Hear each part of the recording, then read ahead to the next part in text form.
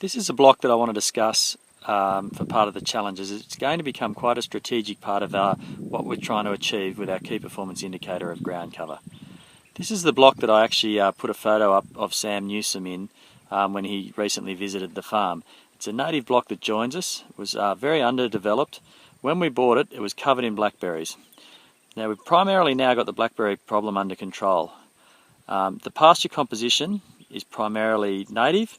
There's some quite a bit of clover underneath it all, but the perennial species are mainly native. As you can see, there's still a few of the blackberry stalks still in front of us there.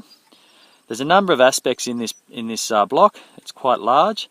It's currently got no stock on it at the moment, bar quite a few native stock. We've got lots of kangaroos that live out here and make this as part of their home. But as you can sort of see as I'm panning around, there's a number of different aspects in this block. Where we see this block fitting into our place, or actually it's interesting, I've had a number of comments made in regards to, well, there's only a fence line between the two blocks, between the improved one and obviously this native one. It would be very easy to actually improve this block and bring it up to the same perceived level of performance of what the other blocks are.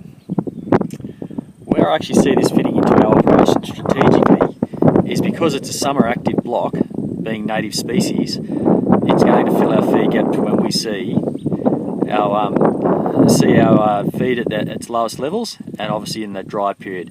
That period is the end of summer and early autumn, so we tend to have less green matter on offer to the cattle, but a large bulk of dry food. The intention for us, and one of the key decision points we've made about trying to achieve our ground cover, 100% ground cover being our key performance indicator, is to wean our cattle early, so we're running different classes of stock, and we'll utilise this native country for our for all the cows, for the older class of cattle. They'll run out here, they don't need to be on higher performing country, and we're going to have to fence this up into a number of paddocks so that we can actually manage the grazing. Today I've just had the fencing contractor with me, and we've identified where our fence lines are going to be, which is going to come down some of these ridge lines, and we're certainly going to be fencing to aspect so we can best utilise those aspects.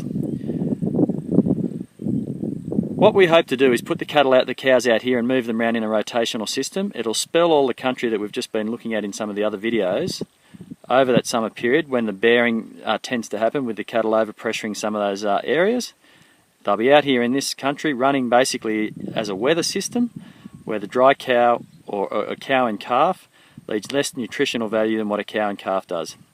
We've identified obviously by weaning earlier that we're going to be running different classes of stock and that they can be moved out onto here and treated completely differently. The food on offer for them out here should be certainly enough to maintain their body condition to the level where we want them at when they're going to be calving in April next year.